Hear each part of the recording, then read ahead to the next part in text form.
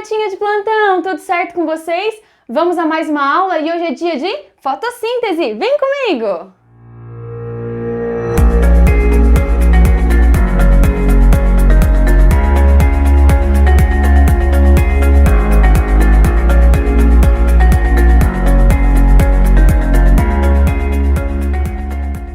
Pessoal, o processo de fotossíntese é um processo energético em que a energia luminosa vai ser convertida em energia química. Isso acontece por meio de seres que são autótrofos, que produzem o seu próprio alimento, como é o caso das plantas, algas, cianobactérias e algumas bactérias. Nos seres que são eucariontes, esse processo vai acontecer numa organela especial chamada de cloroplasto, que eu coloquei aqui para vocês. Nós já falamos sobre o cloroplasto quando estudamos sobre organelas, mas lembrando, o cloroplasto é uma organela membranosa e que inclusive há fortes evidências de que um dia ele foi uma bactéria fagocitada por uma célula, aumentando o teor energético dessa célula. Isso é a teoria de endossimbiose. Por que a gente acha, professora, que ele era uma bactéria? Porque ele tem material genético próprio, DNA e RNA, além de ter também ribossomos próprios para síntese proteica. Mas hoje, as estruturas que eu quero ressaltar aqui para vocês é o seguinte: dentro do cloroplasto existem várias moedinhas, umas sobre as outras, e cada moedinha dessa eu chamo de tilacoide. Cada tilacoide é composto por moléculas pigmentosas que conseguem absorver a luz visível. O que acontece? O principal pigmento encontrado no cloroplasto é a clorofila do tipo A e clorofila do tipo B.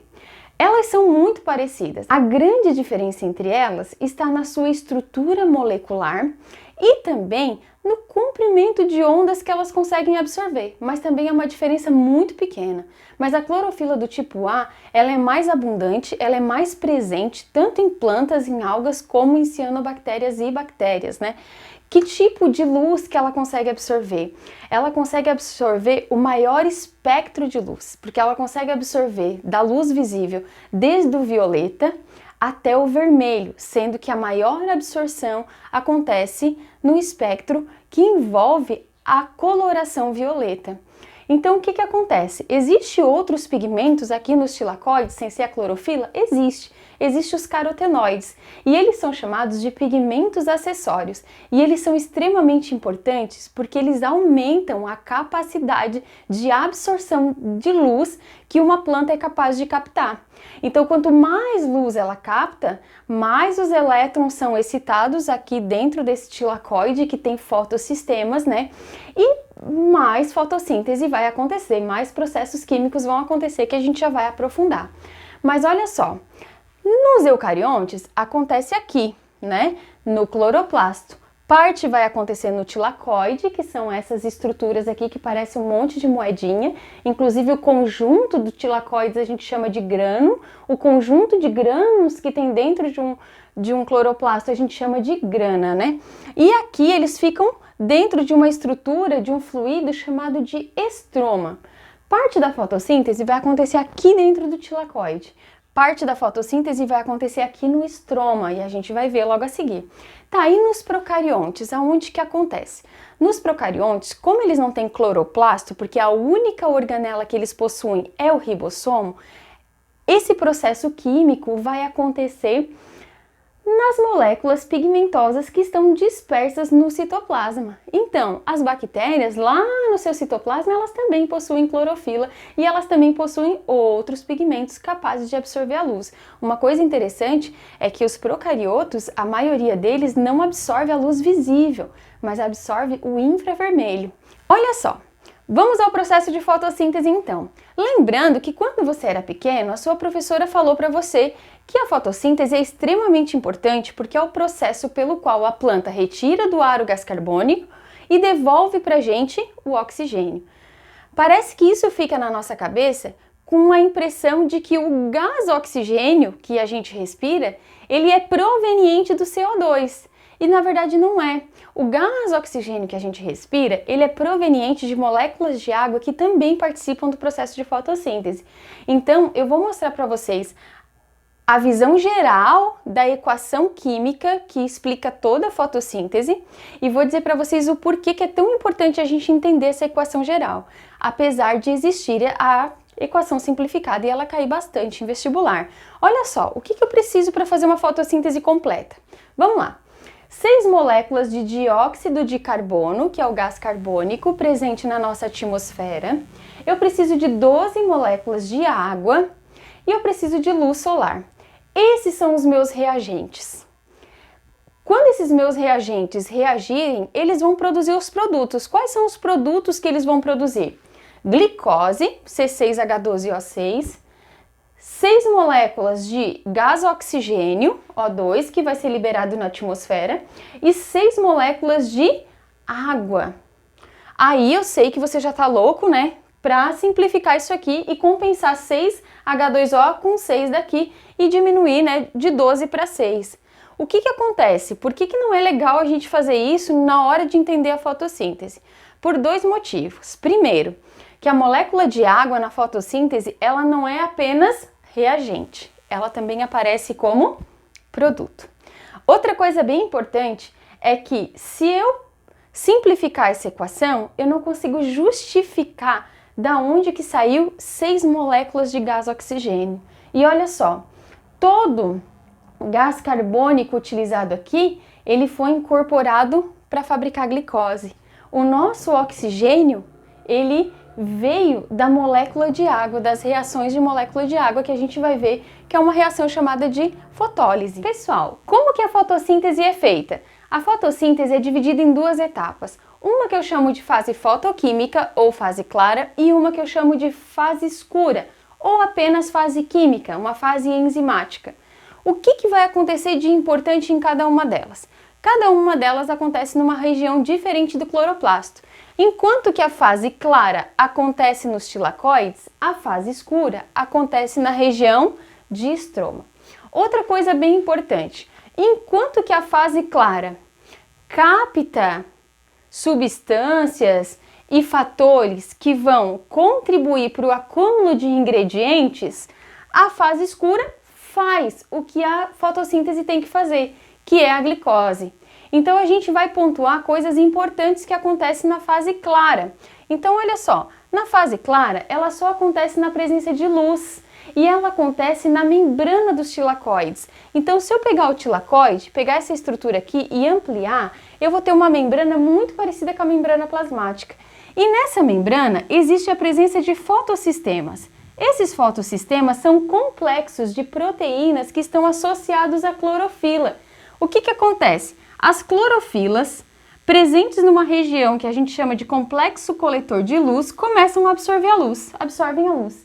Essa luz absorvida, ela vai excitar os elétrons que tem nessa região. E os elétrons, de forma muito excitada, eles vão sair da região dos fotossistemas e vão incorporar uma molécula que é carregadora de elétrons, conhecida como NADP.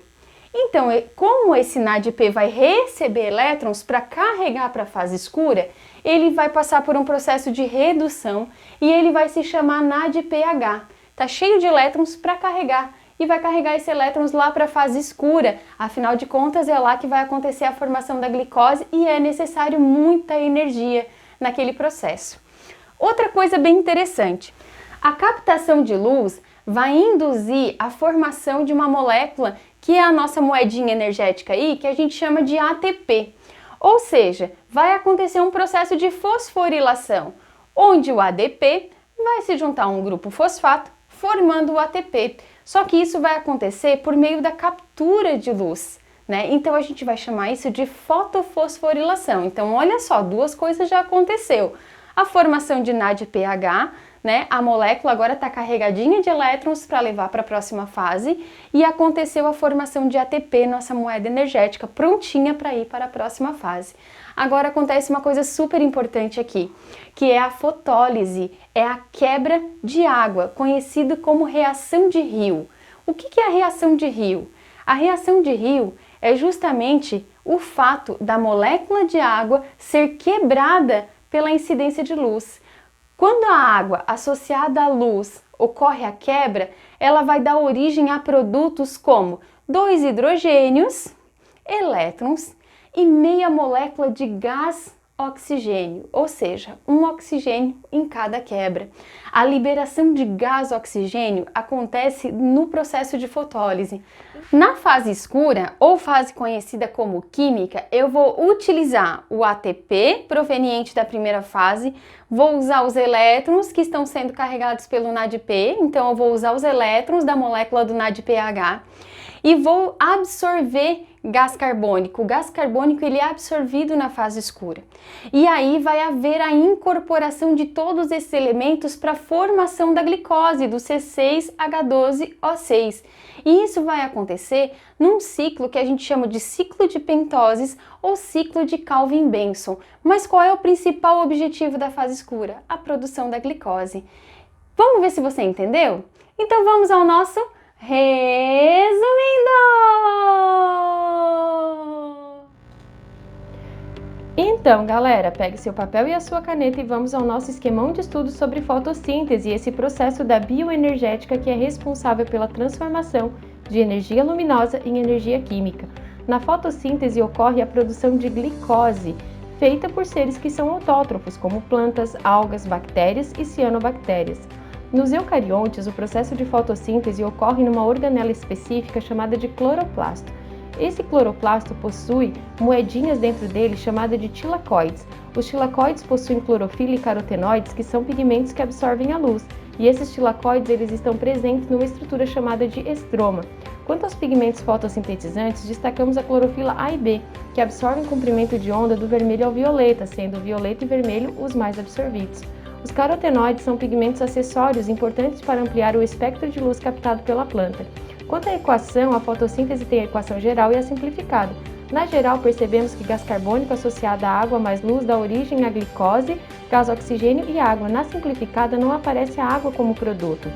É importante a gente lembrar que os procariontes eles não têm cloroplasto, mas eles possuem clorofila dispersa no citoplasma. E ao invés de utilizar a luz branca, eles utilizam o infravermelho.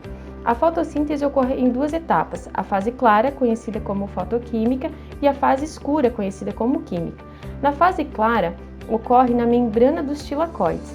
Na membrana dos tilacoides existem fotossistemas do tipo 1 e do tipo 2, além de um complexo coletor de luz, um centro de reações e clorofilas. Na fase clara acontece a fotólise, quebra de água que dá origem a hidrogênio, elétrons e gás oxigênio, e também acontece a produção de ATP. Na fase escura ou química acontece a absorção de gás carbônico, ocorre nos estromas e a formação de glicose pelo ciclo de pentose. E é isso, galera, bons estudos para vocês e não esqueçam de dar aquele print na tela.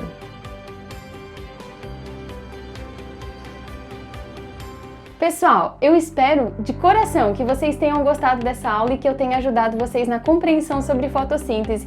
E eu aguardo vocês na nossa próxima aula. Beijo no coração!